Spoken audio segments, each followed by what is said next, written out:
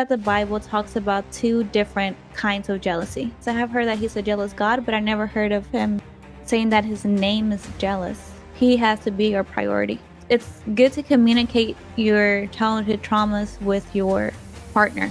It is your responsibility to heal them. Do not put that on your partner. Do not expect them to be putting up with certain things that you haven't healed. Go and get them healed. Sometimes you still have triggers. Sometimes you still something happens and your mind goes back there. It's important for your partner to be an understanding person, someone who understands, like, okay, this is where it's coming from, so I'm intentionally not going to do this so I don't trigger this in that person. You automatically start trying to protect that inner child in you. So that inner child experienced something, and as an adult, you still have that inner child. Everybody still has it. If you experience something as a child, it's like, oh no, this isn't happening to me again. That little kid comes out, those traumas will be triggered. That little kid will go into fight or flight. And as an adult, that little kid will be controlling the adult.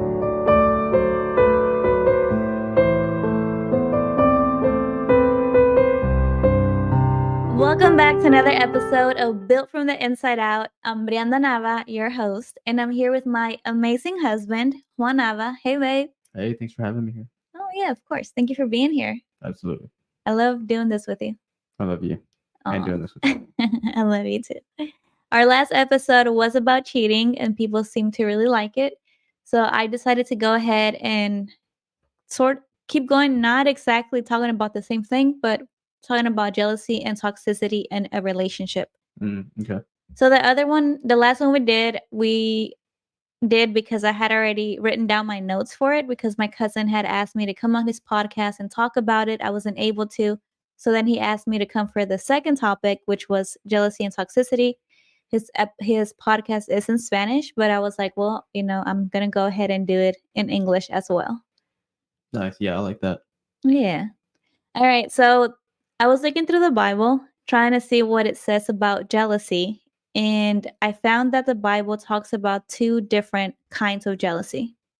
So the first one it talks about is how God is a jealous God. Mm-hmm. And that is in Exodus 34:14. It says, "For you shall worship no other God, for the Lord, whose name is jealous, is a jealous God." So I had never heard of that. Like yes, I have heard that he's a jealous God, but I never heard of him saying that his name is jealous. I thought that was interesting. So what that means is that he doesn't want you to put anything before him. He has to be your priority. Right. And so if you start worship or idolizing something or making more time for something, then he's going to get mad because you're not making him the priority. You're not making him number one. Yeah. And then the second type of jealousy that it talks about is envy. Okay. And that one's a sin. Mm. So if you're coveting or you're envious of someone and what they have, you're sinning. But that's a topic for a different episode because there's so much that we can say about that. Okay. But for now, since we're talking about relationships, we'll talk about the first type of jealousy, which seems to be acceptable because he himself is a jealous God. Right. So basically what it's saying is, don't put anything or anyone before me. So that could be money, that could be your job, that could be the gym, that could be Why'd you make that face? Why'd you go to the gym and look at me like that? Huh? I didn't. Okay. I was just listing things. Okay. So from what I understand, how you're supposed to put God first and then your spouse second. I think if the spouse feels like you're putting anything that's not God before her or him, they have a right to feel jealous because it's their spot and you should never put anything before them. Yeah. So if you're doing it in order, your priority, right? Like you said, God first, then the spouse, then everything else that falls up after that. If you're putting something else before it, you're not giving God or your spouse their place. So I mean, 100% makes sense that it's an acceptable jealousy because it's not a jealous and like envy or anything like that, but it's like you're not respecting my place and you're putting something before me. So yeah, it's acceptable. Yeah, I think so too.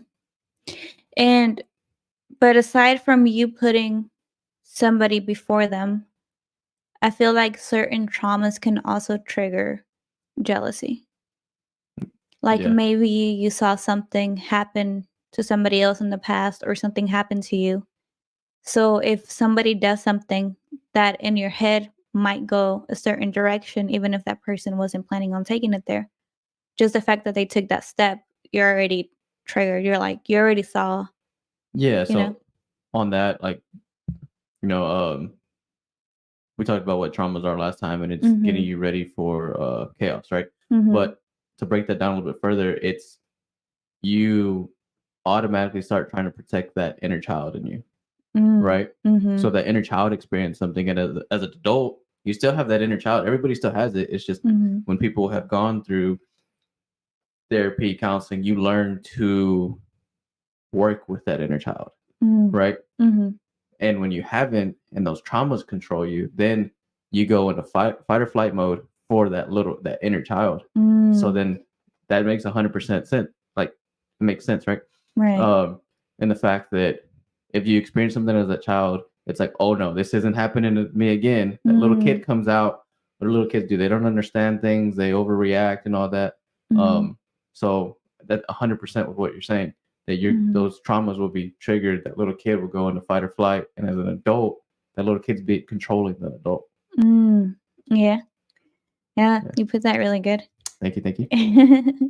Which is another reason why I tell people it's good to communicate your childhood traumas with your partner.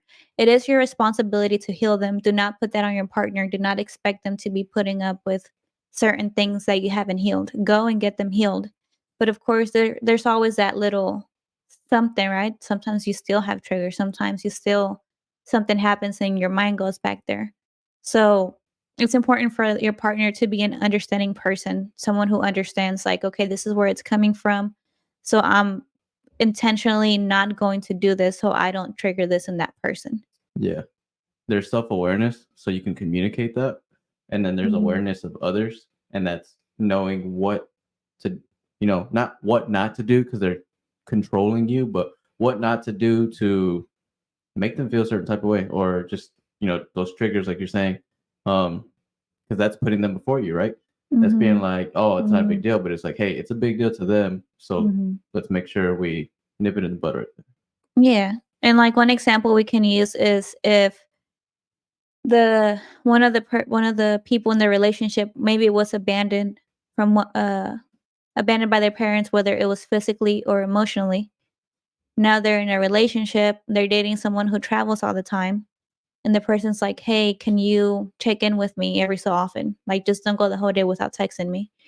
And that person who doesn't understand where it's coming from, they may be thinking, "Oh, she's trying to control me," and they get defensive and they're like, "Don't I'm gonna do whatever I want." But in reality, she or him is asking this because it soothes their fear of abandonment. So it costs that person nothing to like every so many hours check in, see how they're doing, and just make sure like, "Hey, I'm here.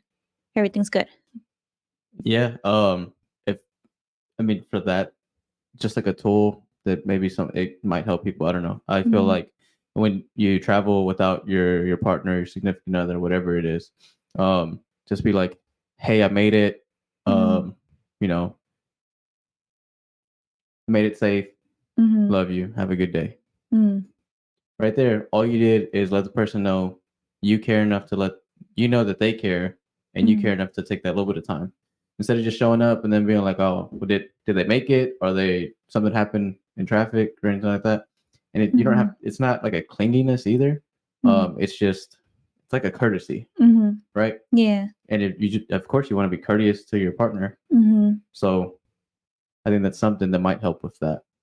Yeah. So that's another reason why it's so important to be with someone who makes you feel safe, who understands this and who doesn't intentionally trigger you. Because there are some people, very mature people who will be like, "Oh, so and so liked my picture," just to see if that person, just to cause that feeling of jealousy in Mm. their partner. Oh, you said immature person. Immature. Okay, yeah. Yeah. No, I not was like, mature. yeah, No, that doesn't sound mature. not at all. No, immature.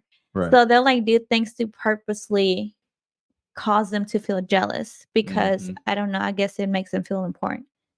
it makes them feel like they have control. So that's something within them. They feel maybe it's at work, maybe it was growing up, or maybe they were a middle child, or the youngest one, whatever. They didn't feel like they ever had control. They found a way to have control of somebody, so they're now they're like, I can control how you're gonna react. I can control your day. So that's somebody who, like, they see that they can get a rile up out of you. So it makes them feel like they have control over something. So maybe they were lacking control in another place. So that's two traumas in one, right? That person who feels like they need to have that control or get a little rile up out of somebody. They have that trauma. They felt like they never had control. So they don't know how to exercise it.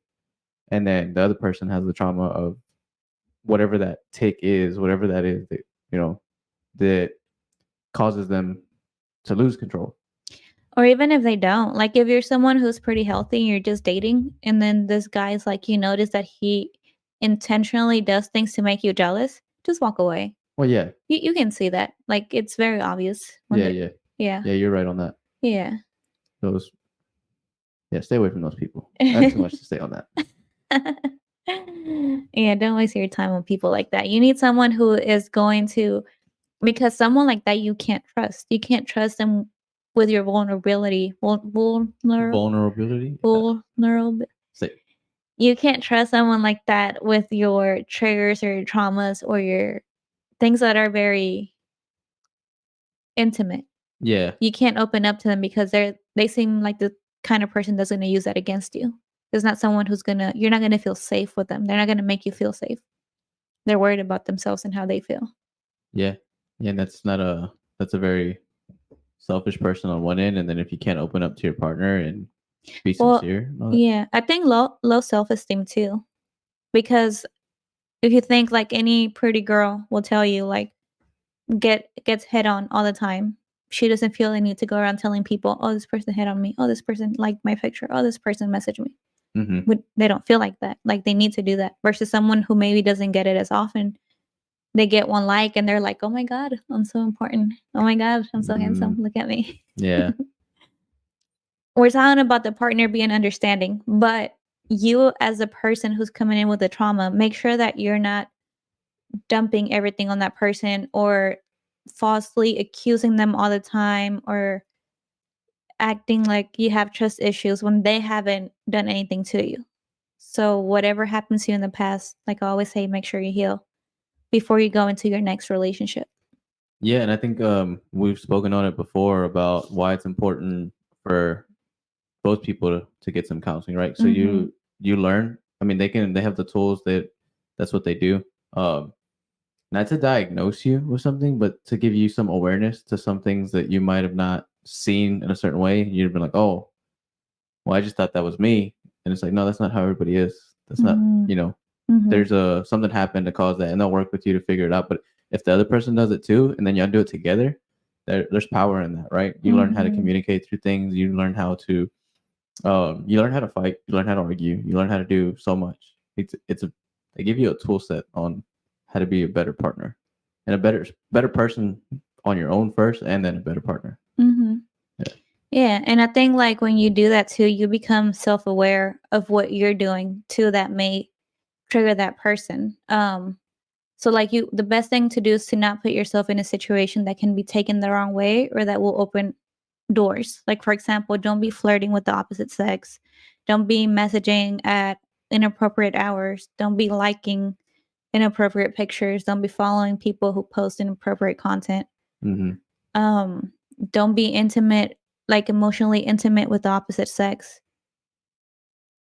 So when your partner shares their insecurities with you, make sure you don't judge them. Make sure that you listen to them and you understand where they're coming from, and then work together to better understand each other. Yeah, absolutely. They're sharing that with you from a place of love. So you should be accepting it from a place of love, right? Today, when I was writing my notes, I was thinking how I said, like, when you heal, you'll become self-aware too. Something that used to happen, and you never really said anything about it, but with my social media, like when we met, it was a bunch of like guys following me. They would always post like, "You're so beautiful," blah blah blah, like all this stuff. There's one guy that came to mind right away. Oh, really? They left a comment on the same comment on every single one, and it comes to mind because it's not like I was like, "Who the hell are you?" but it was Mhm. like, why are you messaging me? No, it was like, it was just like, this dude, like, if he was this persistent with anything else in life, would be so successful. So I hope this guy, put that energy towards bettering himself, his career, whatever it is. That guy's probably out there getting ready to pass up Elon Musk. You're gonna have to tell me who it is after, but I'll find it right now. I'll put him on blast. No, but you never like really said anything. And then so whenever I was doing fitness and modeling, people would always be like, "Oh, you have to interact with your followers. You have to like be nice to them." Like, like people always tell you like you have to be nice to the people who follow you and comment and whatever, right? So I would always just like heart it or just be like, "Thank you." Like nothing inappropriate, but I was still in a way wasn't still encouraging that. And I hadn't Mhm. realized it. And you never I was aware of it. Okay, well, you never told me anything, Mhm. but, like, the more I started healing and, just looking at myself, what I'm doing, I realized I was like, "What why? What's the Mhm. point of that? Why am I doing that? Mhm. Why I don't need them to be posting that on my I'm okay if they don't post it. I don't need the external validation.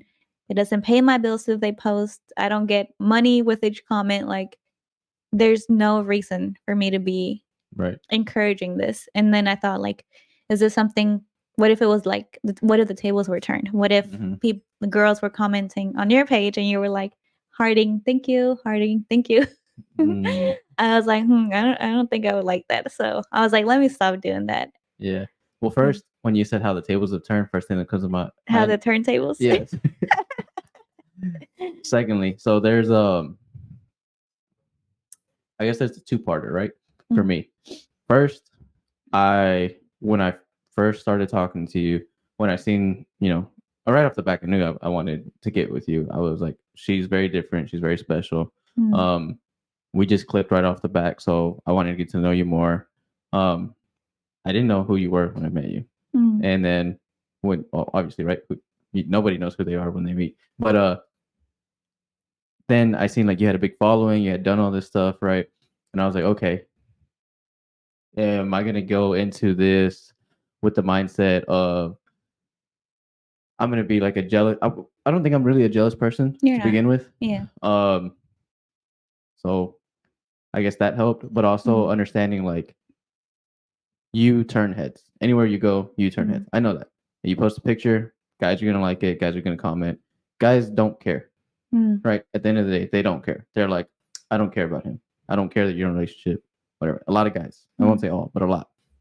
So I knew that. I knew that coming in. So I was like, I can work myself up all day, every day, and do this and that. Or I can say, hey, she got with me.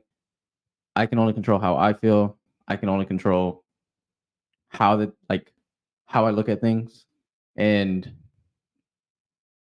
just not obsessing with the fact that people look at you or people like your stuff or anything like that. Um, so I was like, okay, one thing, right? Two was a big part of you. You never made me feel that there was a reason mm, for me to be like, oh, who is that guy? Why is that mm, guy commenting on every single thing or like that? And it's like, so I recognize patterns. I'm mm, pretty good about that. Um, so I seen the patterns of how you never cared.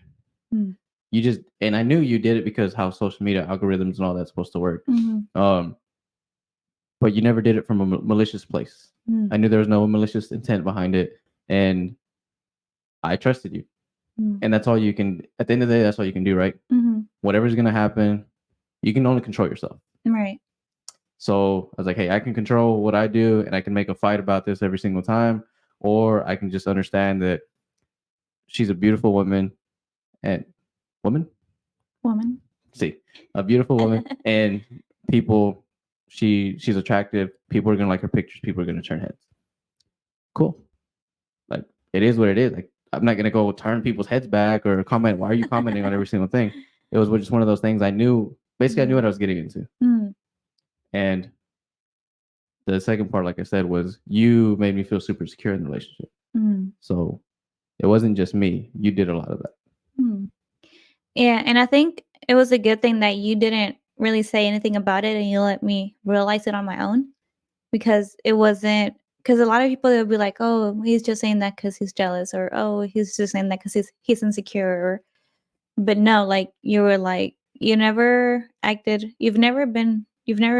like a jealous person, and when stuff like that does happen, I do make sure that I try to do everything I can to make sure that you feel secure in that relationship, and then on top of that, I was able to see it for myself, Mm-hmm. and I feel like I said, like your partner can help you all day long, but at the end of the day, you're the one who needs to do the work. Absolutely. Yeah. Yeah. And I think it's so much, it speaks on who you are, how much you've Mm. grown.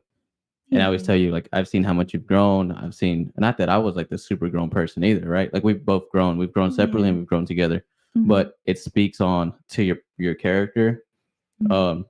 to seeing that, to understanding, hey, this isn't something I want for my relationship. It's Mhm. something I don't want in my relationship from either one of us. Mhm. So you cut it out yourself. We didn't even have a conversation about it or anything. You just stopped doing Yeah. it. I And think this is the most we've ever talked about it. yeah, it's just because I knew, like I said, I knew I understood what it was, Mhm. and there was no reason for me to make it. If I felt like it was anything different, we would have had a conversation, right? Mhm. And that's important to, like I was saying, to speak to your. It speaks on volume on your character of Mhm. just how much growth you were and how much self awareness is there. Because we speak on this right now, and they're like, "Oh, well, they're speaking on it. What makes them so equipped or adequate to speak on this?" It's like it's one of those things right there. Like we've grown a lot and we've gotten to Mhm. see like what the growth does, and we Mhm. want for other people to get to experience it. Yeah. Yeah. Okay, so I was gonna talk about what is a toxic relationship, Hmm. but before we go into that, let's go back a little bit to what jealousy is. The first definition, not the second one, not the envious one, but the one where God says that he is a jealous God. From my understanding on it, right? Uh, it says God is a jealous God, and he rightfully so, because God created us. God created everything. We have salvation because of God. Mhm. All of our blessings, everything we do, is for Him and through Him. Mhm. And if it's not, then there's some work that needs to be done. But He's number one in your life. He gives you everything. He allows you to do everything. He should be priority. And if he's not, he's saying, "Hey, I know my role here. I know what I deserve, how it's supposed to be. If I'm not number one, I know my place, right? Mhm. Which is number one, and that's why he has every right to be jealous. Mhm. We have everything because of him, through him. Mhm. So again, that's why I believe it is an acceptable jealousy. Mhm. It's not like, oh, I just want your attention. It's he deserves it. Mhm. And then I think that carries over into your marriage. Mhm. Your spouse has that place. They Mhm. deserve that place. You made a commitment before God saying, this is your place. And Mhm. then if you're doing other stuff to break it and making them feel like that's not their place, then they have a right to be jealous. They have a Mhm. right to call you out and saying, hey, you're putting this before us. You're putting this before me. Mhm. What's going on here? And if somebody's building a career, or if somebody is doing school, if somebody's doing entrepreneurship, because that takes so much, Mhm. there has to be an understanding from the partner as well. It's Mhm. not like, hey, just come sit on the couch and watch TV with me type of Yeah. thing. But you have to give them their place and time. Mhm. Um, I mean, I'll just throw an example of when I was finishing up school, Mhm. I would come home, Mhm. 12, 13-hour shift, spend time with you, wait till you fell asleep. I would Yeah. stay up all night doing schoolwork. Why? Because I knew the place you had. Mhm. I knew what I was doing was for a better future, Mhm. but I never wanted you to feel any lack from me. As tired as I was, as much of a grind as it was, I'm this was even before we were married. Mhm. I just knew what you deserved and I gave you Mhm. that place. Mhm. And I really appreciate that. So You're an amazing husband. I try. But yeah, I agree with everything you said. You're an amazing wife. Oh, thank you. Yeah, but I agree. I feel like your spouse does have that place and they do have a right to be jealous and the right to say something if they feel like you're putting something before them or Yeah. if they feel like you're not making enough time for them. Yeah, they should be a priority. Yeah. And like the other things, it's not that the other things are bad. Like we talked about, it could be work, it could be the gym, it could be, I don't know, Yeah, family. Like there's so many things that yeah, you could end up putting before your spouse, but just make sure that you keep that in mind. yeah, Check yourselves. Make sure that you're still putting God and your spouse first before yeah. anything else. I think that stops jealousy. That stops Mhm. it from leading to possibly other things. Yeah, because I feel like that also brings you like reassurance, like knowing that you're number one in that person's list. Yeah. And if they're Mm. like, oh, well, they just need to understand that I'm out here grinding this and that. Okay. How do you feel when they make you a priority when you're not grinding and you're trying to hang out with them? What if they're like, oh, no, I'm over here grinding too. We can't hang out. Then take that feeling versus when they they understand you're busy and both people are busy, but they make that time and make you a priority in that time. They're not just, Mhm. oh, we're gonna sit next to each other and be on our phones, or we're gonna go out to eat and be on the phones the whole time. Yeah, Like, you still need that emotional connection, like we talked about last time. yeah. So I'm just saying that take those two different feelings and just like check yourself. Be like, hey, am I making this a priority? Mhm. And I mean, there's 24 hours in a day. You don't need to sleep 10 hours. You can figure out a little bit better routine, whatever it is. Yeah. And each couple will be different. Mhm. So we can't just say, "Oh, this worked for us. Do this for y'all." Y'all gotta figure it out together. Yeah. Whatever making that person a priority means to you, do that. Yeah, make sure it's receptive to their love language as well. Mm, that's a good one. Yeah, because I know your love language, Yeah. and I know that's time. That's why I made sure that you had that time. But if Yeah. your love language was gifts, maybe I would have just came home with like chocolates or something, and you would have felt the same Mhm. love in it through a Yeah. different way. So understand love language is important too. Mhm. I agree. And my cousin Brenda, shout out to Brenda. She sent me a TikTok the other day and it was about love languages. Hmm. And it's something that we had never heard before. And the guy was basically saying that each love language was basically attached to a sort of trauma.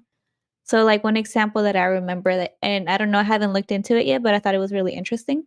And like for example, I think it was like if you felt abandoned, I think it was like quality time's your love language, or if you felt whatever, then this is your love language. I guess like if you felt like you didn't have enough growing up, gifts is your love language. So I thought that was interesting. Yeah, I believe there's truth to that, especially the example you gave.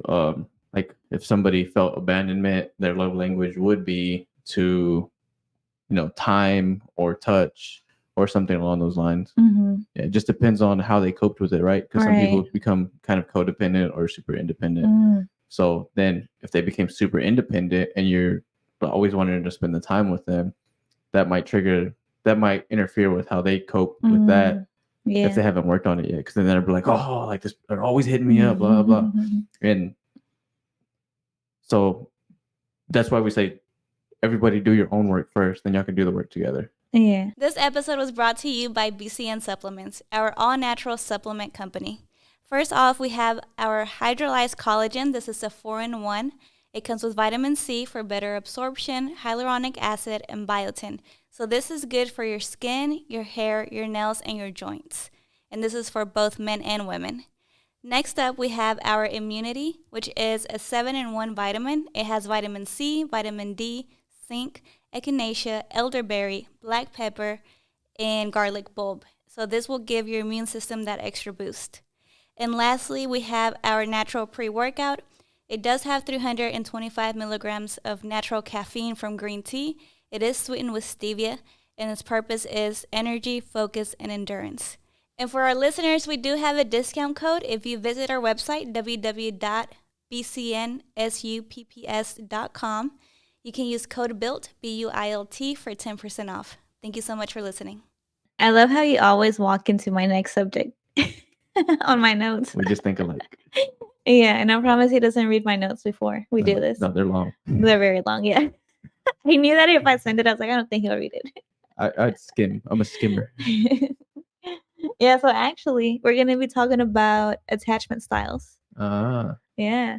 So, from what I read, there's 4 different attachment styles. okay. There's the secure attachment style, which is a good one. Okay. That's the healthy one. There's the avoidant, how you talked about hyper independence. Mm-hmm. There's the anxious, which is the clingy one. And then there's one called disorganized, which is like a mix of those 2. Okay. So I'll go a little bit more into each one. Yeah. All right. Let's break 'em So, down. yeah, let's break it down. All right. So let's start with the secure attachment style. So it says that the secure attachment style is defined by an ability to build healthy, long lasting relationships. And how does it develop? It's a result of feeling secure with your caregivers from childhood. So again, everything comes from childhood. Mm-hmm. So feeling secure and being able to ask for reassurance or validation without punishment. And how does this manifest in relationships? So as a result, people with secure attachment styles tend to navigate relationships well, and they're generally positive, trusting, and loving to their partners. Majority of the time, the best people in relationships come from a solid nuclear household. So they had that example, right? They got to see what it's like to have a mother and dad in the house. And this isn't to say that if you had one of those parents missing, you can't do this. But primarily, you would hear that the healthy individuals come from a good nuclear household. Mm-hmm. So I believe there's truth to that. I believe there's exceptions as well. There's exceptions in everything. Mm-hmm. But yeah, I pretty much agree with that because you get to experience that. You get to see it. You get those principles put in you if it was a good household. Mm-hmm. And you get to see what love's supposed to look like. Mm-hmm. And that's huge. Yeah. A lot of people aren't fortunate enough to see what love looks like as a child, so that they don't know how to look for it as an adult. Right. One person that we follow, I think you just reminded me of that. He had made a post saying, if you're a single guy and you're looking for a woman, he was like, what kind of dad does she have? Because he was like, that's very important. What kind of home is she coming from?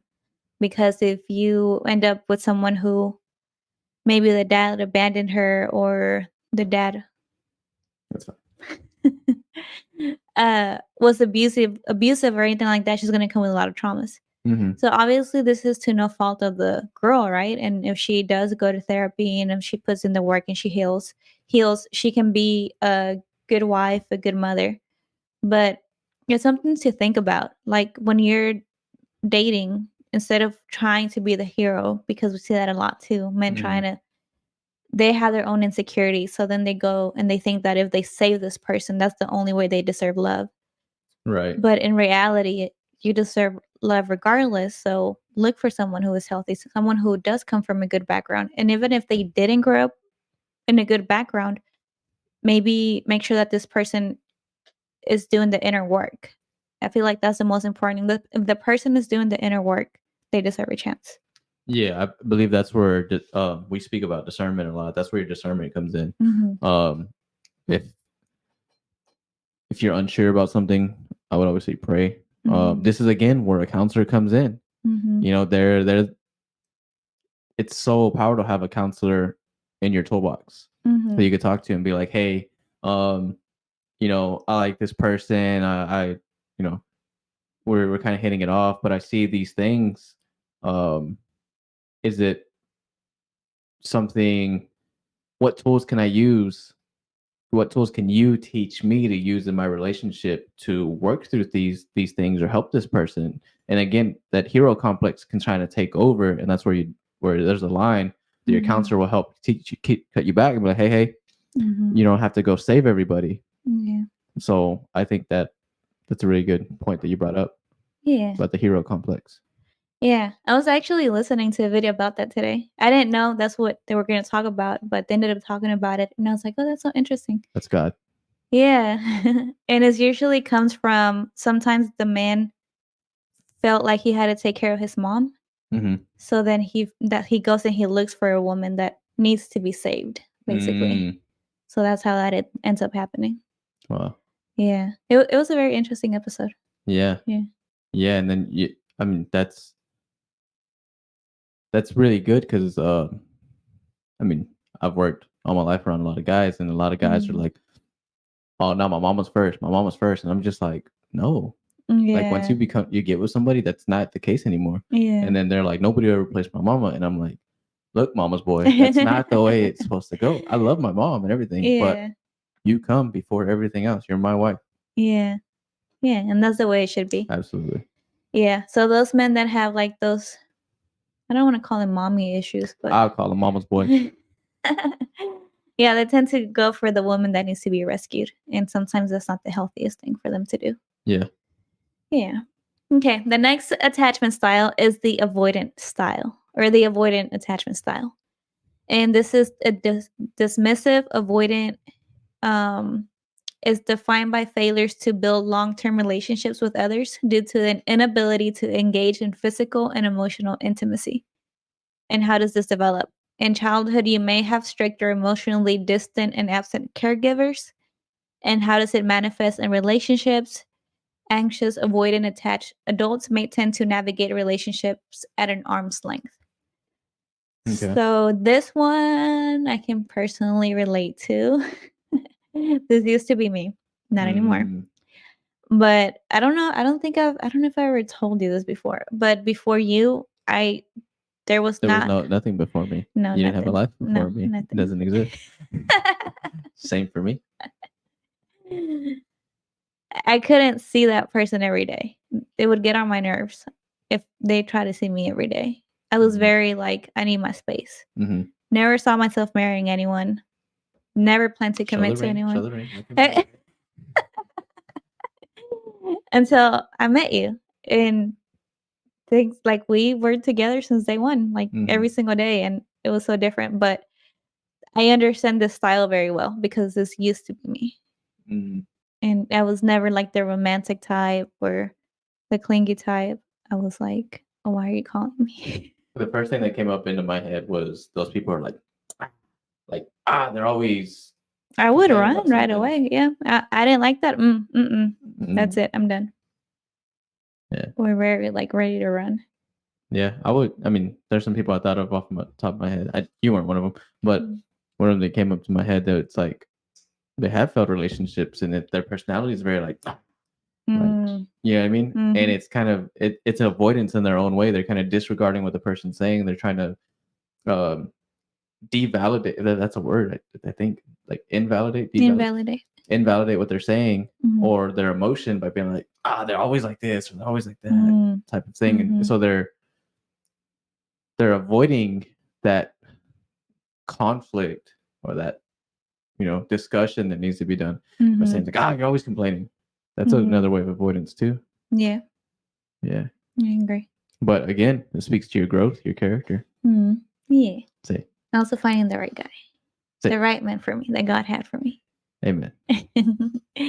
And then the next one is the anxious attachment style. So this is the insecure attachment and is characterized by fear of rejection, fear of abandonment, depending on a partner for validation and emotional regulation. And they have codependent tendencies. So how does this develop? This attachment style stems from inconsistent parenting that isn't attuned to a child's needs. So the parents may have alternated between being overly coddling and detached or indifferent, being easily overwhelmed, being sometimes attentive and then push you away, made you responsible for how they felt. So these children often grow up thinking that they are supposed to take care of other people's feelings and often become codependent. And how does this manifest in relationships? So according to this website that I was looking at, people with anxious attachment styles usually feel unworthy of love and need constant reassurance from their partners. Usually, a toxic relationship would be when two people who haven't healed and one is the avoidant attachment and the other one has the anxious attachment and they get together. That's usually, and then they're both abusive also, right? Whether it's like physically or emotionally Okay. because they're not healed. Mm-hmm. So it becomes very toxic because this person It's like, I need reassurance. I need you to be here. I need you to love me. And the other person's like, you're getting on my nerves. Stop calling me. I don't want to see you today. I was just like a person who needs the reassurance of feeling validated and that they're like, I don't know if I feel loved or not. I just kind of like, it's a little sad to think of somebody that feels like they don't deserve love. Yeah. So that's why I was kind of just thinking like, how much people are affected like growing up. Yeah. And then the last one is the disorganized attachment style. So I don't know if this one's like a more recent one that they came up with, but this is kind of a mixture. So it says anxious disorganized attachment is defined as having extremely inconsistent behavior and difficulty trusting others. So how does it develop? The most common causes of a disorganized attachment style are childhood trauma, neglect or abuse, fear of their parents, their sense of safety. And then how does it manifest in relationships? So people with disorganized attachment styles tend to have unpredictable and confusing behavior. They alternate between being aloof and independent and being clingy and emotional. And so, like I mentioned before, if you haven't healed and you have one of these attachments other than the secure attachment, you might end up in a toxic relationship and you might need to fix that. I came to mind maybe like somebody from like foster care that had different styles of parenting all the time and like kind of moved around, or the parents were kind of absent. So like maybe the siblings stepped in and they were the ones. The siblings, they're not parents. They haven't learned anything, but they have to step in and be the parent figure, and try to raise them. And they only, that person who's being raised is only going to accept so much from the sibling, right? And be like, you're not my mom or dad or whatever. So I feel like that's how that could kind of like manifest in the person. Yeah. Yeah. And then so a trauma bond can be formed.